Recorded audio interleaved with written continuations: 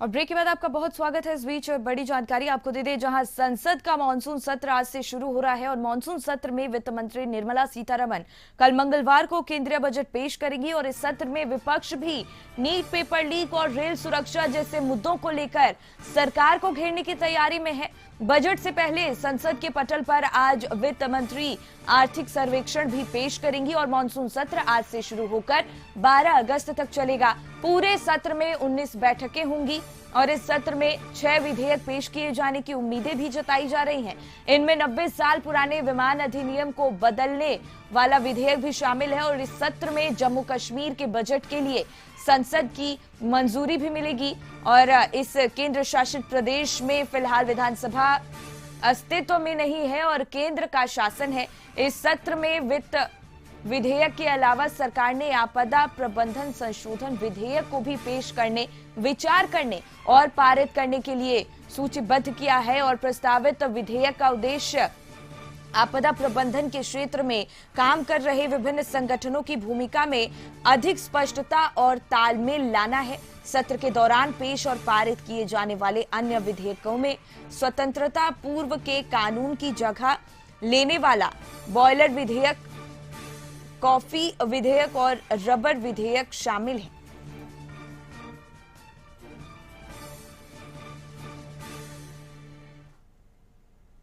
आगे बढ़ेंगे, जहां बिहार विधानमंडल का मानसून सत्र सोमवार यानी आज से शुरू हो रहा है और 22 से 26 जुलाई तक चलने वाले इस सत्र में कुल 5 बैठकें होंगी।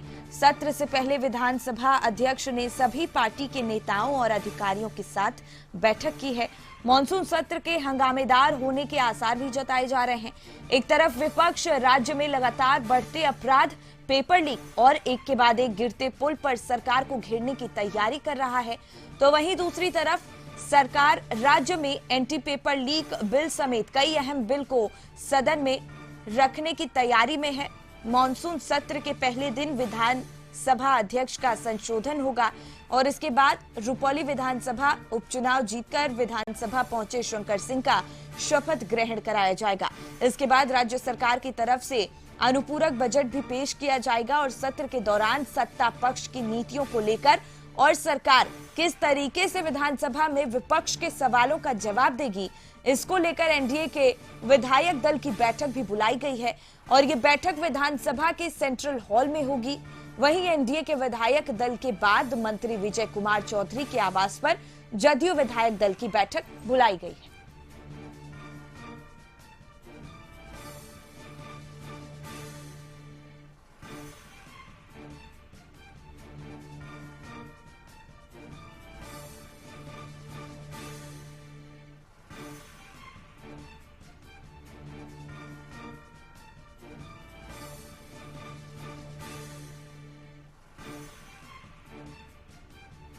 तो मानसून सत्र के हंगामेदार होने के भी आसार जताए जा रहे हैं। आज से बिहार विधानसभा का मानसून सत्र शुरू होने जा रहा है।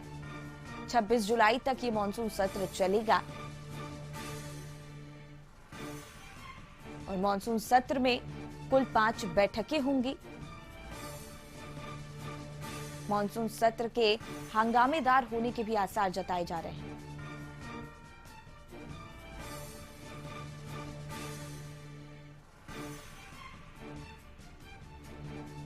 तो कई मुद्दों को सदन के पटल पर रखा जाएगा और इस दौरान विपक्ष कई मुद्दों को लेकर सत्ता पक्ष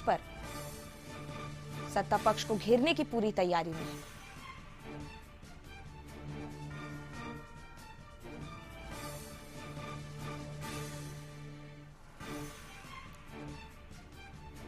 तो 26 जुलाई तक ये मानसून सत्र चलने वाला है और इस सत्र के हंगामेदार होने की उम्मीद जताई जा रही है।